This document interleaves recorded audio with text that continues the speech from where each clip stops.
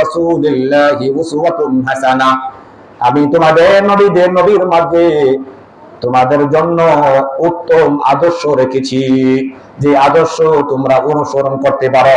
নবী সাল্লাল্লাহু আলাইহি ওয়াসাল্লামের মাঝে যে আদর্শ আছে, তামাম দুনিয়া যতদিন থাকবে নবী সাল্লাল্লাহু আলাইহি ওয়াসাল্লামের আদর্শ সব জামানার জন্য, সব কালের জন্য, সব সময়ের জন্য আদর্শ বা মডেল। নবী সাল্লাল্লাহু আলাইহি ওয়াসাল্লামের জীবনে এরকম কিছু আদর্শ আছে, যে আদর্শগুলি এমন একটা মানুষ নাই, এমন একটা সময় নাই, এমন একটা সেক্টর নাই যে সমস্ত মুহূর্তের মধ্যে সব সময়ের জন্য নবী সাল্লাল্লাহু আলাইহি ওয়াসাল্লামের প্রত্যেকটা মানুষের জন্য, জগৎবাসীর জন্য আদর্শ রয়েছে, যে আদর্শগুলি সব জায়গার, সব জমানার জন্য মডেল, অনুসরণীয়, অনুকরণীয়। নবী সাল্লাল্লাহু আলাইহি ওয়াসাল্লামের মাঝে যে আদর্শ রয়েছে, এই আদর্শগুলি এত সুন্দর আদর্শ, এত চমৎকার আদর্শ পৃথিবীতে আর কোন মানুষের মাঝে বিদ্যমান নেই। নবী সাল্লাল্লাহু আলাইহি ওয়াসাল্লামকে তামাম দুনিয়ার খ্রিস্টান, ইহুদিরা, বৌদ্ধ, নাসারা, খ্রিস্টান, বিধর্মীরা পর্যন্ত নবীকে শ্রেষ্ঠ মানুষ বলেছেন, ভিআইপি মানুষ বলেছেন। কেন বলেছেন? নবীর মধ্যে এমন আদর্শ ছিল, এমন নীতি ছিল, যে নবী সাল্লাল্লাহু আলাইহি সাল্লামকে সব জামানার মানুষ, বর্তমানে বিজ্ঞানের যুগে, আধুনিক যুগে নবীর আদর্শ সুন্নতকেও শ্রেষ্ঠ তরিকা, শ্রেষ্ঠ পথ, শ্রেষ্ঠ আদর্শ বলে আখ্যায়িত করে। লাকাদ কানা লাকুম ফি রাসূলিল্লাহি উসওয়াতুন হাসানাতুন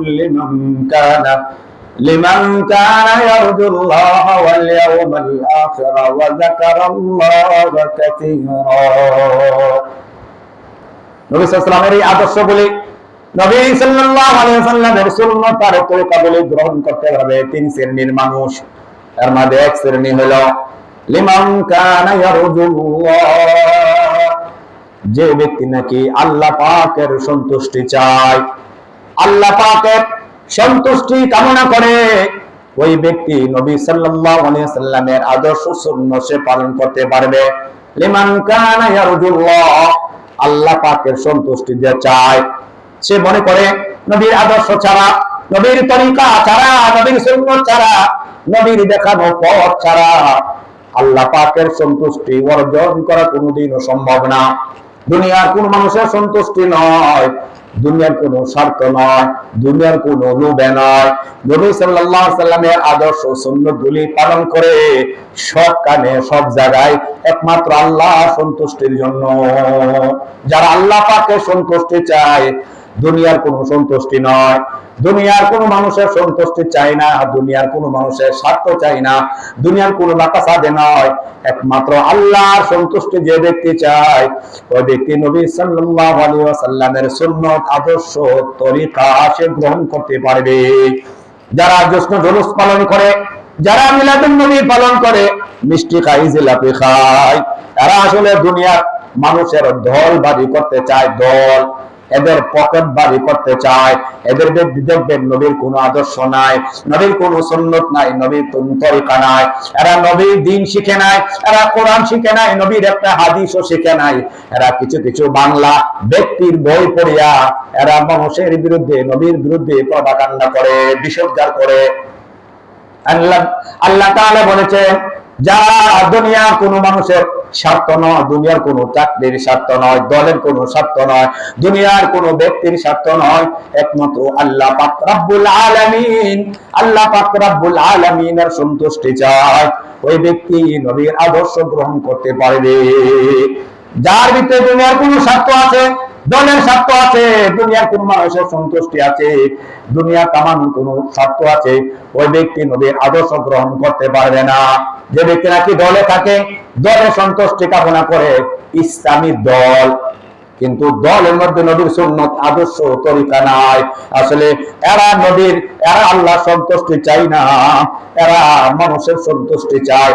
এই জন্য এদের মাঝে নবীর আদর্শ, নবী সাল্লাল্লাহু আলাইহি ওয়াসাল্লামের জীবনের ইতিহাস তাদের মধ্যে পাওয়া যায় না। এদের লিবাসে নবীর আদর্শ নাই, এদের মুখেও নবীর আদর্শ নাই, এদের মাথার মধ্যে নবীর আদর্শ নাই। এদের জিন্দেগির মধ্যে নবীর কোন আদর্শ নাই। আসলে এরা আল্লাহ সন্তুষ্ট চাই না, যদিও এরা নাম দিয়েছে ইসলামী দল। ইসলামী দল ঠিক আছে, কিন্তু এই ইসলামী দল নবী সাল্লাল্লাহু আলাইহি সাল্লামের আদর্শের উপর প্রতিষ্ঠিত নয়। কিয়ামত পর্যন্ত তুমি ইসলামী দল প্রতিষ্ঠা কর, ইসলামী দল করবাই, দেশে ইসলাম কায়েম করার জন্য চেষ্টা করবা, কিয়ামত পর্যন্ত করলে তুমি পারবা না, কারণ তুমি আল্লাহর লানত প্রাপ্ত দল, নবীর অভিশপ্ত দল। লিমান কানা ইয়ারজুল্লাহ ওয়াল ইয়াউমাল আখিরা, যে ব্যক্তি আখিরাত চায়, আখিরাতের সন্তুষ্টি চায়, আখিরাতের ভয়াবহ থেকে সে বাঁচতে চায়, ওই ব্যক্তির পক্ষে নবীর আদর্শ, নবীর সুন্নাত, নবীর তরিকা গ্রহণ করতে পারে। দুনিয়ার কোন মানুষ আমার পক্ষে থাকুক আর না থাকুক, দুনিয়াবাসী আমার উপরে বেজার হোক বা না হোক, আমাকে কে কি কইলো আর না কইলো, আমাকে কে কি বললো আর না বললো, এইগুলি সে পরোয়া করে না। আখিরাতের ভয়ে, যার ভিতরে আখিরাত প্রবেশ করেছে, আখিরাতের ভয়, জাহান্নামের আযাবের ভয় ঢুকেছে, জান্নাতের নিয়ামতের আশা তার ভিতরে প্রবেশ করেছে, ওই ব্যক্তির পক্ষেই নবীর আদর্শ গ্রহণ করা সম্ভব। কয় শ্রেণী হয়েছে? দুই শ্রেণী। কথা মনোযোগ দিয়ে শুনেননি? নবী সাল্লাল্লাহু আলাইহি সাল্লামের সুন্নাত পাগড়ি বাঁধবে, কে পাগড়ি বাঁধতে পারবে, কে জুব্বা পড়তে পারবে, কে মাদ্রাসায় পড়তে পারবে, কে হাফেজ হতে পারবে, কে পারবে? যার ভিতরে আল্লাহ পাকের সন্তুষ্টি আছে। ওই ব্যক্তি পারবে না যে আমাকে হাফেজ হইলে মানুষ আমাকে হাফেজ সাহেব বলবে, আমাকে মাওলানা সাহেব বলবে, আমাকে ইমাম সাহেব বলবে, আমাকে নেতা সাহেব বলবে, আমি পাগড়ি পরলে, আমি যদি পাঞ্জাবি পরি, পাগড়ি পরলি মানুষ আমাকে ভালো বলবে। এই জন্য না, সে পাগড়ি পরে আর দাড়ি টুড়ি পরে সুন্নত তরিকা দাড়ি রেখেছে আল্লাহ পাকের সন্তুষ্টির জন্য। যে ব্যক্তি নাকি এই কাজটা করে, তাকে যদি মানুষ উপহাস করে, মস্কারি করে, তাকে মিয়া মস্কারা করে, এতে তার কোনো যায় আসে না। সে বলে আমি আল্লাহর সন্তুষ্টির জন্য এইগুলি করি, মানুষ আমাকে কি বললো আর না